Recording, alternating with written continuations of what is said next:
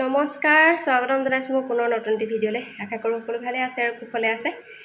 আজি হৈছে মাধৱদেৱৰ তিথি আৰু সেই উপলক্ষে দিনত নামঘৰত তিথি পাতিলে, তালৈ যাব নোৱাৰিলোঁ মোৰ অসুবিধাৰ কাৰণে। তাৰপাছত তথাপিতো ইটো সিটো কৰি দিব পৰা হৈছোঁ।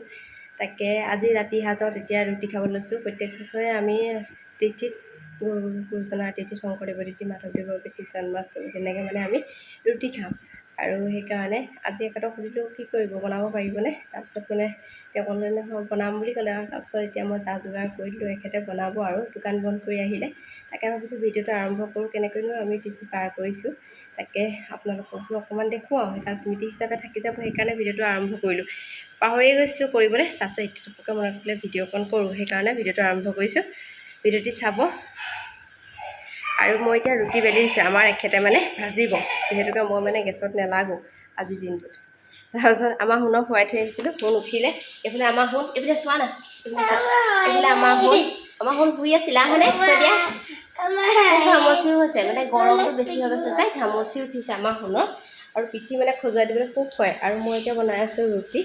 এই আমাৰ পাকঘৰটোত সেইডোখৰত গেছ ফেন নাই, আৰু এইডোখৰলৈ আহি লৈছোঁ। যিহেতু দোকান বন্ধ কৰি আহি গা ধুবলৈ গৈছে, আৰু মই এতিয়া এয়া ৰুটি বেলি দিব লৈছোঁ। এয়া এখন ডলা লৈছোঁ আৰু এখন পেপাৰ লৈ লৈছোঁ। ইয়াতে ৰুটিখিনি বেলি থৈ যাম আৰু এখেতে ভাজিব। আৰু চব্জি ৰহৰ দালি খাব বোলে, ৰহৰ দালি কুকাৰত ভৰাই থৈ গৈছে, এতিয়া তেল মাৰিব। ৰহৰ দালিৰ সৈতে ৰুটি খাম, এনেকৈ আৰু তিথিটো পালন কৰিছোঁ। আৰু ভিডিঅ'টো চাব। আৰু তাৰপাছত মই ৰুটিখিনি বেলিবলৈ আৰম্ভ কৰিলোঁ আৰু বেলি থৈ গৈ আছোঁ। এখেত আহি পিনি বনাব। আৰু আজি তিথিৰ দিনাখন কোনে কোনে ৰুটি বনাই খাইছে কমেণ্টত লিখিব দেই।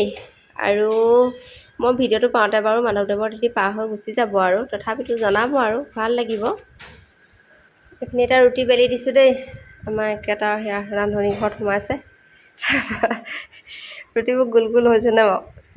আৰু এইখিনি আছে বেলিবলৈ। আজি পূৰা 1 কেজি আটাৰ ৰুটি বনাইছোঁ দেই, যিহেতুকে সকলোৱে খাম চব্জিৰ সৈতে খালে ৰুটিটো খাব পাৰি অকণমান। সেইকাৰণে এইখিনি ৰুটি এনেই আমাৰ ঘৰত 1 কেজি নালাগে বাৰু, কিন্তু এতিয়া 1 কেজি বনাইছোঁ আৰু থাকিলে খাব লাগিব ৰাতিপুৱা ৰুটি খায়ো ভাল লাগে, ঠাণ্ডা ৰুটি। আৰু আকৌ হেৰি কৈছে আৰু এখন বোলে চাৰ্টিফিকেট গোট খালে বোলে চানা খাবলৈ বোলে। চানা খাবি। মোৰ ৰুটি বেলি হৈ গ'ল দেই, পূৰা দুডলা হৈ গ'ল। সেইখিনি আমাৰ এওঁ ৰুটি বনাই আছে দেই। আৰু এইফালে চব্জি মই এইখিনি নুচোংগৈ খালি দেই, এখেতে বনাই আছে গৰমৰ কাৰণে একেবাৰে পূৰাকৈ নাই দেখোৱা। আৰু সেইটো কাৰণে গা পা ধুই কৰি আহি বনাই আছে। আৰু এতিয়া আমাৰ ৰুটি এইফালে খাবলৈ উলিয়াই কৰি দিলে দেখিছে। মই শুকান ৰুটি খাম দেই, পিঁয়াজ দিছে, পিঁয়াজটো ইমান খাবলৈ মন নাই মোৰ, গেছ হৈ যায় তাৰপিছত এইফালে আমাৰ মইনা, শুন্তি, সেইফালে দাদা, আমাৰ এওঁ, আমাৰ শুনে আকৌ আজি ৰুটি খাবলৈ লৈছে দেই, খাম বুলি কৈছে আৰু খাইছে। ভাত বনাইছিলোঁ তাৰ কাৰণে। আমাক ৰুটি খোৱা দেখি এতিয়া বোলে সি ভাত নাই। শুনো কোৱাচোন মই ৰুটি খাইছে বুলি। মই ৰুটি খাইছোঁ কৈ দিয়া। মই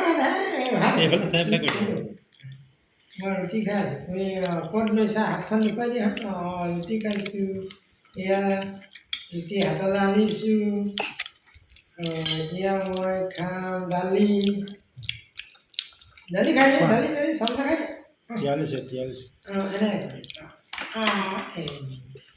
গুড বয় দেই, গুড বয়।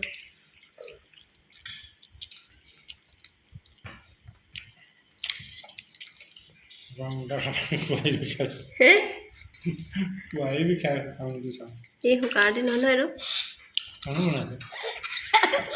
এই গধূলি সময়ছোৱা কেনেকৈনো পাৰ কৰিলোঁ তাকে আপোনালোকক ভিডিঅ' কৰি আগবঢ়ালোঁ। ভিডিঅ'টি চাই কেনে পালে কমেণ্ট কৰি জনাব। পুনৰ নতুন এটি ভিডিঅ'তে লগ পোৱাৰ প্ৰতিশ্ৰুতিৰে মই ইমানতে লৈছোঁ বিদায়। আৰু আমাৰ সোণৰ যি হাঁহি।